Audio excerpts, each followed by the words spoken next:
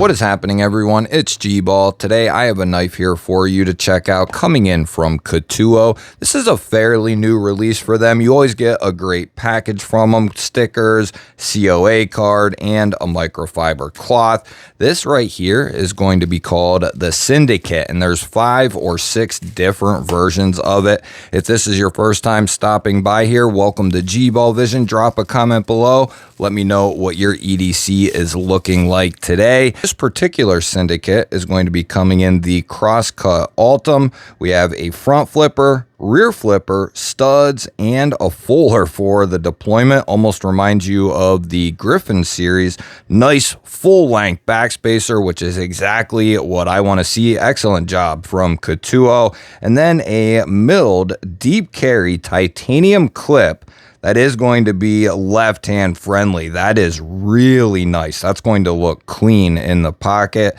A little bit of texturing here on that backspacer. Let's kick this thing out with the rear flipper and see what we're looking at. Perfectly centered up there. Ooh, the detent is beautiful on this thing. Oh, yes. Nice jimping, too. On that rear flipper, it's that grabby stuff. Sometimes companies will put the most useless jimping on a rear flipper, pretty much to the point where it might as well be smooth. This is not that. It is nice and grippy. Front flipper is also going to have that same jimping. Let me see if I can dial this in here quick. Yeah, right there on the corner is the money spot for this. And because it is going to be a recessed liner lock, we should be able to over the top this no problem, which we can. And the index rollover is going to be absolute money. Thumb studs look nice and textured. That detent is nice and strong. The thumb flick, you can really tell. Let's see what we have for reverse flick. The nice thing about a fuller stud combo is you can kind of tuck up into the fuller and then underneath the stud. And wow, that's, if you're using the nail, that is pretty strong, even with the fingertip. No shit. Yeah, that's got a beautiful detent on it. If you're messing around, you're gonna whiff on that thing, no question. Great access to that liner lock. It is chamfered and jimped. Exactly what I want to see. This is also a pretty good size. I don't know, maybe like 8 1/4. Yeah. This is real good stuff. Excellent job. 8 3/8 overall. We got 3 5/8 of cutting edge, and we'll say 3 3/4 for total blade. So because it's really hard to maybe tell how big or how small something is on camera, I like to do certain comparison knives, and I have a couple for you here. The Concept Fenrir, pretty good sized knife, and the Syndicate is going to be a little bit broader and longer. And then the Crag from CGRB is a beast of a knife, and the Syndicate is even a little bit longer than the Crag and has just as much height to it. And 2 more, the Kershaw Bel Air XL up top here. It almost makes that look kind of small. And then the Civivi Headbanger is a big boy for a folding knife. That's going to be a little bit longer on both ends. We'll grab our 50 ways baked in GBall Vision Hank here and take a look at this pocket clip. I think this is going to be outstanding right here. What a great way to blend a milled clip with a deep carry scenario. That is going to be perfect. That's why I love titanium clips, because of the aesthetic. But this is a great way to do it. You have that little cutout there. I love the little chamfering on both ends to come to a point. You'll have maybe 1/8 of an inch at most poking out of the pocket. But tell me that don't look nice and clean. Good retention on the way out, plenty of clearance under there. Even if you're wearing thicker seams, like your winterized Carhartts, for instance, I think you're going to be just fine. And I don't say that very often. That is also going to be left-hand friendly. Ketuo continues to nail the fine details. We'll grab the arch nemesis off the shelf here and give the Syndicate a weight check. And I like to play a little game here on the channel with the new knives that come in. I attempt to guess the weight, and I always invite you to play along. You put your guess down in the comments, ounces or grams, whichever you prefer. Even if you already have a comment down there, go ahead and put your guess. And if you're enjoying this video, you like knives and gear, you're in the right place. Make sure you're subscribed to the channel and ring the bell. I'm going to give this a go here. They left this fairly hefty. I mean, it has a good weight to it. The liners are skeletonized, at least the show side is. You can see that underneath the Altum. This has a pretty healthy feel to it.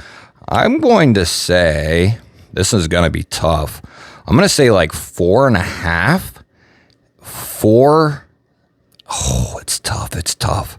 I'm going to say like 4.6, and I'm really shooting from the hip. More than normal in this case. 4.6, 4.7. Lock it in.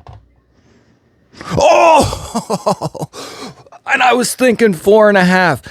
See, that's why you got to just trust your instinct. I got to trust my instincts.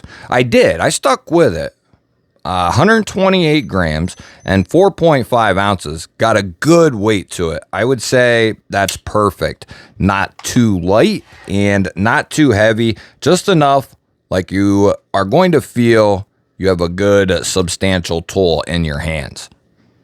We'll get the calipers out here and we'll make sure those are zeroed off. This will give us a measurement on our handle and blade. Typically we see like 0.47, 0.46 as an average, and this is going to be 0.53, so a little overly thick, which I actually prefer.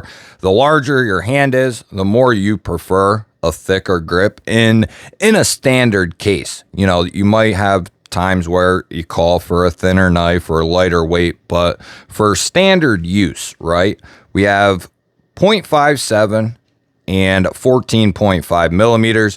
Blade stock thickness, the thickest part of our blade, 3.7, which is pretty healthy, 147 thousandths, so almost 150 thousandths there. And then we'll get a measurement behind the edge. We typically see 22 to 24. And this one here, in that particular spot, we're right there. It's about 27 thousandths in that particular spot. Let's do another one just to be nice and thorough. And then, so it starts to thin out as you go to the tip, which is a good thing. So it's a little thicker back here and then starts to thin up around average here. Not a bad thing. This is, you can tell this one is designed and built to be kind of a bruiser. You can tell the Syndicate is built to be a bruiser. We'll go ahead and check this edge out of the box with our catalog paper. Nice low pokey tip, so that'll be great for piercing, poking, and slicing tasks. This has a splendid edge on. I don't even know if we touched on the steel because I wasn't 100% sure. I want to say it's 154 cm. But I could be wrong about that, and it's actually not on here, and it usually is. They almost always put the steel on here. I will pop it up if it's not 154 cm. I think that's what it is, though. Either way, this has a scorcher on it. A scorcher. And this is not out of theme for them. I mean, the last year, I've checked out quite a few Ketuo and Reich knives, and that's one thing that is almost a guarantee. You're going to get one hell of an edge out of the box. They have done a killer job in that department, along with many other departments. They're one of the few companies that I will say absolutely pays attention to details, and I would say maybe that they're one of the best, if not the best, when it comes to a detailed design. They don't miss anything. They go over it with a fine-tooth comb.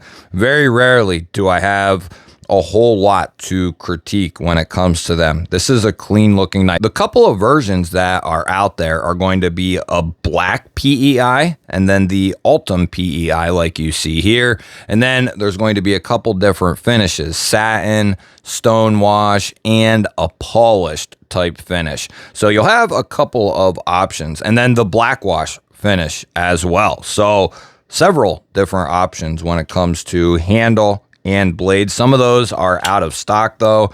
I think for the most part, they're going to be in stock.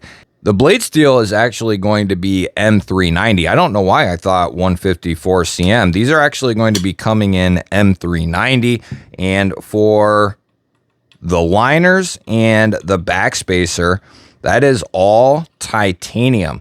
So these are going to come in at like 200, 215.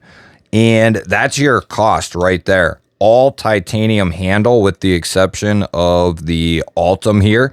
That gives this a much more premium price tag, but they're keeping the price pretty low with M390 and then a full titanium handle, backspacer, and pocket clip combo. That's a fair price for this once you factor all of that in together. I was thinking 215 was a little high for 154 cm, and even if this was all titanium, I thought it was. But now that I see that it's M390, I would say, that this entire knife would, garner that type of price tag. They literally don't miss anything on this with a fine-tooth comb. Let's go ahead and we'll get our driver out here and check the hardware.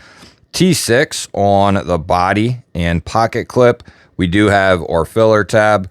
Non-tooled pivot there on the show side. T8 on the pivot there. And then T6 for the rest of them. So T6 all the way around and then T8 for the pivot. I'd like to see T8s there, of course, but that's just the way that it's going to go. We'll run this through a couple of checks. We already did centering. That is spot on. Our lockup is looking like about 30% there, I would say. And it feels good when it locks up. You get a nice, healthy thud from this thing. Pimping is done well on both the front and rear flippers. Thumb studs are textured nicely and they're placed in a good spot. Also, all that stuff comes into play. This is chamfered out nicely. You can actually get in here and thumb flick the fuller or the stud or both, whichever you prefer.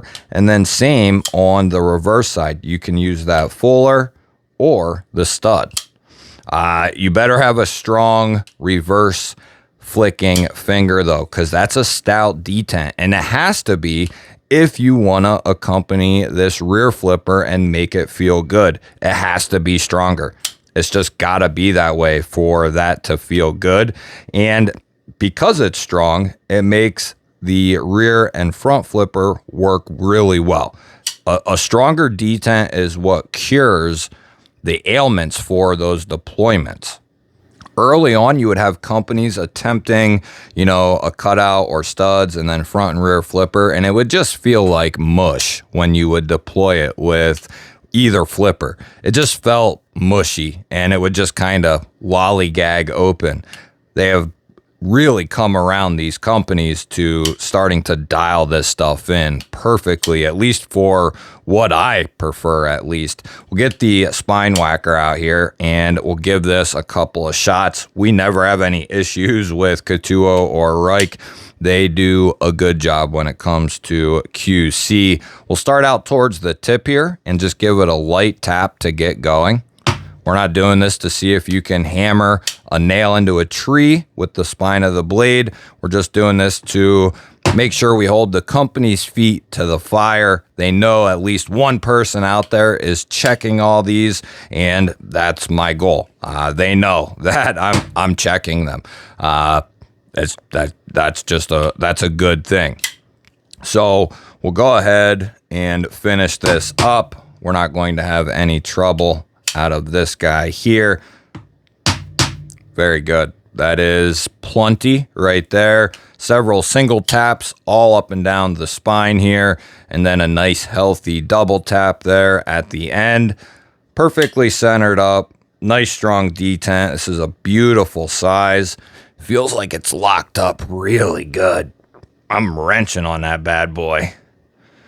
And that feels nice and strong. For a liner lock, that's good. And it's coated on coated. So you know they did their job when it comes to making sure there's no overspray on that lock face or the tang. You can see there where it's shiny.